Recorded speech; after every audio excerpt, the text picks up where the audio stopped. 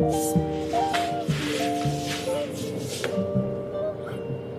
ំរាបសួរបបងប្អូនអរគ្នាសុខសប្បាយទេនឹងឲ្យក្រោយបនបន្ទូហើយកាលនេះខ្ញុំធ្វើវីដេអូមួយជូនទៅដល់បងប្អូនអរគ្នាដោយអត់មានបាន script ឬក៏តសេព្រៀងទុកអីទេធ្វើវីដេអូនេះស្តៀង live ដែរមូលហេតុដោយសារមានបងប្អូនយើងជាច្រើននៅតែបន្ត comment និងតាក់ទងមកខ្ញុំតាមរយៈ Telegram ពាក់ព័ន្ធនឹងរឿង account suspend ពាក់ព័ន្ធនឹងរឿង account disable ដូច្នេះសម្រាប់បងប្អូនថ្ងៃនេះខ្ញុំជូនជាពីប្រធានបទជាមួយនឹងវីដេអូរបស់ខ្ញុំថ្ងៃនេះហើយសូមបងប្អូនស្ដាប់ឲ្យដល់ចប់ដើម្បីទទួលបាននៅបទពិសោធន៍អំពីខ្ញុំហើយនេះមិនមែនជាអ្វីដែលខ្ញុំជំនាញទេប៉ុន្តែខ្ញុំបានឆ្លងកាត់បែបណាខ្ញុំនឹងចែករំលែកបងប្អូនបានបាទទី1ខ្ញុំលើកអំពី account suspend 180ថ្ងៃបាទហើយទី2ខ្ញុំលើកអំពី account disable តែម្ដងបាទអញ្ចឹងវាមានសារៈសំខាន់សម្រាប់បងប្អូនដែលប្រើប្រាស់ Facebook នៅក្នុងការធ្វើអាជីវកម្មពាក់ព័ន្ធនឹងលក់អនឡាញនៅលើ Facebook ហើយនឹងបងប្អូន MMO ដៃថ្មីអញ្ចឹងទៅបាទដែលរលួយនៅលើ content អីចឹងទៅបាទអញ្ចឹងដើម្បីកុំឲ្យខាត់ពេលយូរយើងចូលទៅលើប្រធានបទទី1ខ្ញុំលើកយកពាក់ព័ន្ធជាមួយនឹងaccount Facebook ដែលគេ suspend 180ថ្ងៃហើយខ្ញុំបញ្ជាក់ណាកន្លែងនេះខ្ញុំមិនមែនជាអ្នកជំនាញទេចាក់ស្ដែងខ្ញុំផ្ទាល់ខ្ញុំមាន account Facebook ជាច្រើនក៏ប៉ុន្តែខ្ញុំនៅតែជួប180ថ្ងៃដូចគ្នាអញ្ចឹងនៅពេលដែលខ្ញុំធ្វើសកម្មភាពខុសប្រក្រតីឬក៏ខុសគោលការណ៍របស់ Facebook បាទមូលហេតុធំជាច្រើនដែលធ្វើឲ្យ account Facebook របស់យើងត្រូវបាន suspend 180ថ្ងៃនោះគឺបងប្អូនត្រូវកលេចទៅមើលទៅលើគណនី Facebook របស់បងប្អូនបាទអាយុកាលដែលបងប្អូនបង្កើតមានអាយុកាលចាស់កម្រិតណាឬក៏ជា account ថ្មីហើយព័ត៌មានបងប្អូនបង្កើតមកនេះដូចជារូបភាព profile បាទរូបភាពពិតអត់បាទថ្ងៃខែឆ្នាំកំណើតឈ្មោះគណនីរបស់បងប្អូននឹងមានលេខទូរស័ព្ទឬក៏ email គ្រប់គ្រាន់ត្រឹមត្រូវហើយនៅបើសិនបើព័ត៌មានទាំងអស់នេះគឺបងប្អូនបានបំពេញគ្រប់លក្ខខណ្ឌទាំងអស់វាក៏ធ្វើឲ្យ account បងប្អូនមានសុវត្ថិភាពមួយកម្រិតដែរបន្ថែមពីលើព័ត៌មានផ្សេងៗនៅពេលដែលបងប្អូនបង្កើត account ហើយឬក៏បងប្អូនមាន account ដែលបាន update នៅព័ត៌មានផ្សេងៗរួចហើយបងប្អូនត្រូវចូលទៅមើលនៅ security បាទ security របស់ account បងប្អូនគឺបងប្អូនត្រូវមានភាពសំខាន់បំផុតគឺលេខទូរស័ព្ទ email បាទលេខទូរស័ព្ទនិង email នេះគឺត្រូវតែមានដាច់ខាតបាទហើយ password បងប្អូនត្រូវមាន password ឲ្យរឹងមាំមិនមែន password បងប្អូនយកលេខទូរស័ព្ទទៅដាក់ដែលជា password ដែលមានភាពខ្សោយទេបាទហើយ password ដែលរឹងមាំហ្នឹងខ្ញុំចង់សំដៅទៅលើ password បងប្អូនត្រូវមានជាលេខតួអក្សរធំតួអក្សរតូចនិមិត្តសញ្ញាដូចជា @ ត្រង់ជ្រូកឬក៏ផ្កាយឬក៏ឧទានអីចឹងទៅបាទ password ដែលមានលេខមានតួអក្សរធំតូចមាននិមិត្តសញ្ញាគឺជា password ដែលរឹងមាំបាទហើយបងប្អូនត្រូវធ្វើយ៉ាងណាឲ្យងាយស្រួលចាំហើយកត់ចំណាំទុកលើខ្លួនឯងជៀសវាងមានបញ្ហានៅថ្ងៃក្រោយចំពោះបងប្អូនដែលអត់សូវបានធ្វើការ note ចំណាំទុកបងប្អូនត្រូវ note ចំណាំទុកអូខេយើងមានព័ត៌មានពាក់ព័ន្ធនឹង profile របស់យើងមាន security password ហើយតើគ្រប់គ្រាន់អត់នៅទេបងប្អូនត្រូវចូលទៅចាក់សោពីតង់ឬក៏យើងហៅមួយទៀតគឺ 2FA ភាគច្រើនគឺបងប្អូនដែលបង្កើត account មកអ្នកខ្លះគាត់អត់សូវដឹងទេថាចាក់សោពីតង់ហ្នឹងមិន 2FA ហ្នឹងមិនបាទវាជា security មួយតង់ទៀតរបស់ Facebook ដែលគេបង្កើតឡើងមកឬក៏ប្រព័ន្ធ social media បច្ចុប្បន្នហ្នឹងគឺពីច្រើនគេឲ្យមាន 2FA ហ្នឹងគេបង្កើតឡើងមកដើម្បីឲ្យយើងមានភាពរឹងមាំនៅលើសុវត្ថិភាពគណនីរបស់យើងបាទអញ្ចឹងបងប្អូនត្រូវតែចាក់ 2FA បាទតាមរយៈ app ក៏បានតាមរយៈ website ក៏បានបើបងប្អូនអត់ចេះទេអាចពឹងគេទៅហើយ copy នៅលេខកូដ 2FA ហ្នឹងទុកដើម្បីយើងងាយស្រួលនៅក្នុងការ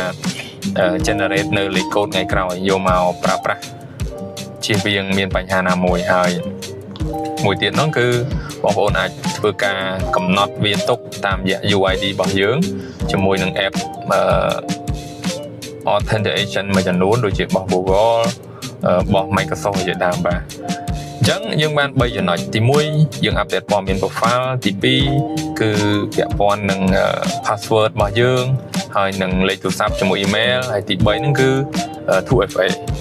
បាទ3ចំណុចនេះខ្ញុំគិតថាវាអាចជួយបានច្រើនទៅលើគណនីរបស់បងប្អូនជៀសវាងមានការ suspend 180ថ្ងៃបាទដូច្នេះនេះគឺជា3ចំណុចដែលបងប្អូនគួរតែធ្វើនៅពេលដែលបងប្អូនមាន account តែនៅមានចំណុចសំខាន់មួយទៀតដែលបងប្អូនមិនគួរមើលរំលងទេជាពិសេសបងប្អូនដែលមានគណនី Facebook ច្រើនបាទបងប្អូនគួរតែធ្វើការត្រួតពិនិត្យមើលថាតើទូរស័ព្ទបងប្អូនមួយមានគណនី Facebook ប៉ុន្មានបាទហើយបើសិនបងប្អូនមានលើសពី2ទេបងប្អូនគួរតែយក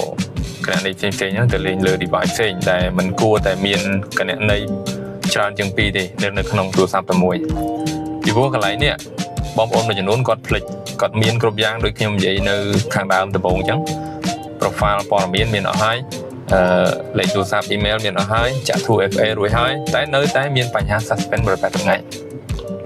មូលហេតុដែលយើងមើលម្លងគឺយើងភ្លេចគិតហ្នឹងគឺមានគណនីច្រើននៅក្នុងទូរស័ព្ទតែមួយហ្នឹងហើយអញ្ចឹងហើយវាធ្វើឲ្យ Facebook គិតហើយនឹងខុសគោលការណ៍របស់ Facebook ដែលយើងបានប្រើប្រាស់គណនីជាច្រើន login ទៅមកហ្នឹងបាទហើយពេលខ្លះហ្នឹងក៏វាពាក់ព័ន្ធជាមួយនឹងអ៊ីនធឺណិតចឹងទៅបាទអញ្ចឹងកត្តាទាំងអស់នេះវាអាចធ្វើឲ្យបងប្អូនមានបញ្ហា account disable 180ថ្ងៃអញ្ចឹងបើសិនបើករណីមានបញ្ហា disable 180 suspend 180ថ្ងៃហើយបងប្អូនមានព័ត៌មានដែលខ្ញុំនិយាយពីខាងដើមបងប្អូនរក្សាទុកបានទាំងអស់បងប្អូននៅមានឱកាសនៅក្នុងការស្នើសុំឬក៏ appeal យក account នោះមកវិញអញ្ចឹងបងប្អូនកុំភ្លេចកត់ចំណាំចូលទៅ update ឆែកមើលឡើងវិញទាំងអស់ចំពោះ account ដែលបងប្អូនមិនទាន់បានចូលទៅ update ធ្វើឲ្យវាមានភាពរឹងមាំនៅព័ត៌មានដែលខ្ញុំបាននិយាយអំបញ្ញមិញនេះហើយបងប្អូនកុំភ្លេចឆែកមើលនៅក្នុងកន្លែង login ផងបាទគឺតើ account បងប្អូនមួយដែលមានបញ្ហាហ្នឹងឬក៏ account ដែលបងប្អូនចង់រក្សាវាហ្នឹងមានប្រមាណ device ដែលចូលទៅ login ខ្ញុំឧទាហរណ៍ថា account បងប្អូនមានទូរស័ព្ទមួយគ្រឿង login ហើយមាន laptop មួយគ្រឿងទៀត login មាន desktop មួយគ្រឿងទៀត login ឬក៏ account មួយនឹងបងប្អូនលេង2ទូរស័ព្ទអញ្ចឹងទៅអញ្ចឹងបងប្អូនបើសិនគិតថាអត់មានសុវត្ថិភាពហើយមិនមែនជារបស់បងប្អូនគួរតែទៅ log out ចេញទាំងអស់ delete ចេញទាំងអស់ទុកតែមួយ device ឬក៏ computer តែមួយបានទេដើម្បីប្រើប្រាស់វាអញ្ចឹងការ recheck សុវត្ថិភាពទាំងអស់នេះគឺបងប្អូនមានភាពសុក្រិតហើយដែលងាយជៀសផុតនៅ account suspend 180ថ្ងៃបាទបងប្អូនសាកល្បងទៅធ្វើទៅហើយបើសិនបងប្អូនធ្វើបានរួចរាល់បងប្អូនអាចជួយ comment នៅខាងក្រោមថាអូខេបងប្អូនពិតជាបានចូលទៅមើលឆែកបានធ្វើតាមខ្ញុំហើយចូលមកប្រធានបទទី2របស់យើងពាក់ព័ន្ធនឹង disable account តាមបទពិសោធន៍របស់ខ្ញុំចំពោះ account ដែល disable តែម្ដងបាទបានន័យថាយើងបើកមកឃើញ disable តែម្ដងមិនមែនជាប់180ថ្ងៃទេពីច្រើនបងប្អូនដែលមាន page បាទបងប្អូនដែលមាន account កាន់ page 3 4អញ្ចឹងទៅបងប្អូនលេងវីដេអូណាមួយដែលវាខុសគោលការណ៍របស់ Facebook ឬក៏បងប្អូនយកវីដេអូពីកន្លែងផ្សេងមកឬក៏ក្នុង Facebook ដដែលហ្នឹងដែលមានជាប់កម្មសិទ្ធិបញ្ញាជាប់ copyright របស់អ្នកដទៃនៅពេលដែលបងប្អូនយកវីដេអូហ្នឹងមកផុសហើយផ្ទុះ reach ច្រើន engagement ច្រើន view ច្រើនបាទដូច្នេះបងប្អូនត្រូវយល់ថាវីដេអូបងប្អូននឹងដូចសរសៃឈាមមួយដែល reach ចេញទៅគ្រប់កន្លែងអញ្ចឹងនៅពេលនោះម្ចាស់គណនីរបស់គេឃើញបាទម្ចាស់វីដេអូរបស់គេឃើញគេប្រកាសជាអត់សុបាយចិត្តទេដូច្នេះគេប្រកាសជា report បងប្អូនឬក៏ធ្វើយ៉ាងណាឲ្យ page របស់បងប្អូនមានបញ្ហាជាមួយនឹង admin ដែលកាន់ page ហ្នឹងមានបញ្ហាបាទអញ្ចឹងកន្លែងនេះនៅពេលដែលគេ report ដដែលច្រើនដងវាក៏ជាបញ្ហាមួយដែលនាំឲ្យបងប្អូនជួប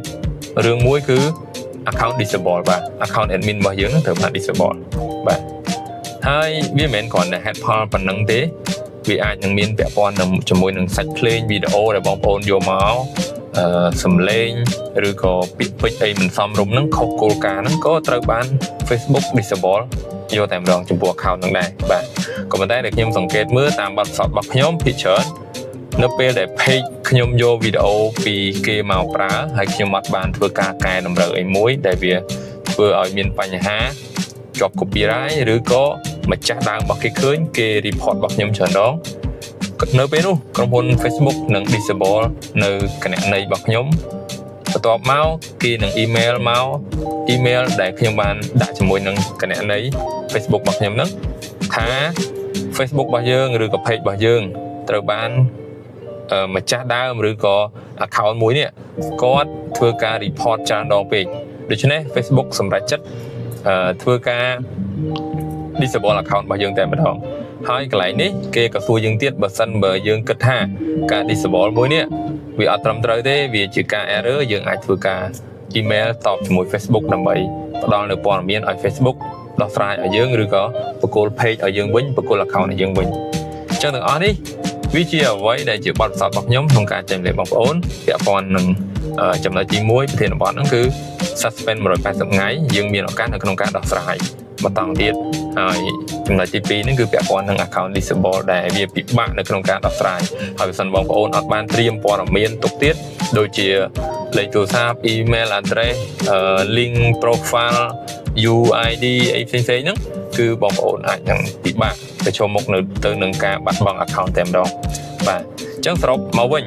ប្រធានបទថ្ងៃនេះគឺខ្ញុំមានតែ2ចំណុចទេចំពោះវីដេអូរបស់ខ្ញុំហើយខ្ញុំក៏សូម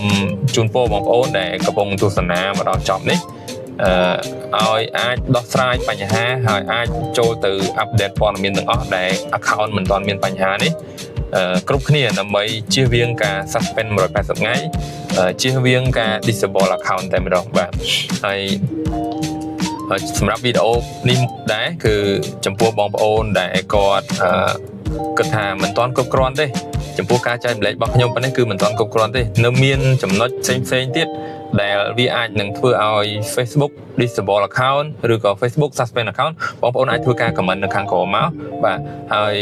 ចំពោះការចែករំលែកមួយនេះខ្ញុំមិនមែនជាអ្នកជំនាញទេប៉ុន្តែខ្ញុំលើកយកបទពិសោធន៍ដែលខ្ញុំជួបយកមកធ្វើវីដេអូសម្រាប់បងប្អូនជាពិសេសអ្នកថ្មីជាពិសេសអ្នកដែលកំពុងមានទុកកង្វល់ពាក់ព័ន្ធនឹង account suspend 180ថ្ងៃឬក៏ account disable នេះបាទអញ្ចឹងបើមានអីខុសឆ្គងបងប្អូនអាចធ្វើការចែករំលែកឬក៏ប្រាប់ខ្ញុំតាមរយៈ comment មកដូចគ្នាដើម្បីឲ្យខ្ញុំបានចេះដឹងដូចគ្នាដែរបាទអញ្ចឹងដូចបញ្ជាក់អញ្ចឹងបើសិនបងប្អូនមានជាចំណុចជាច្រើនទៀតដែលពាក់ព័ន្ធនឹង account suspend 180ថ្ងៃឬក៏ disable account បងប្អូនអាចធ្វើការ comment នៅក្នុងវីដេអូរបស់ខ្ញុំដើម្បីយើងបានចេះទាំងអស់គ្នាហើយខ្ញុំនឹងទៅ research បន្ថែមយកមកចែករំលែកបងប្អូនទៀតបាទអរគុណហើយសង្ឃឹមថាបងប្អូនជួយចែករំលែកវីដេអូរបស់ខ្ញុំទៅដល់បងប្អូនដៃថ្មីឬក៏អ្នកផ្សេងទៀតដែលគាត់កំពុងមានបញ្ហាដោយអ្វីដែលខ្ញុំបានចែករំលែកនេះឲ្យគាត់បានដឹងបាទគឺវាជាការល្អមែនទែនហើយបងប្អូនអាចចុច like ចុច share ហើយកុំភ្លេចចុច subscribe នៅ channel របស់ខ្ញុំម្នាក់មួយដើម្បីទទួលបាននៅវីដេអូថ្មីៗនៅពេលក្រោយអរគុណសង្ឃឹមថាបងប្អូនទទួលបានជោគជ័យទាំងអស់គ្នាជៀសផុតពីការ suspend 180ថ្ងៃនិង disable account របស់គ្នាអរគុណសុខសប្បាយអរគ្នាបាទបាយបាយ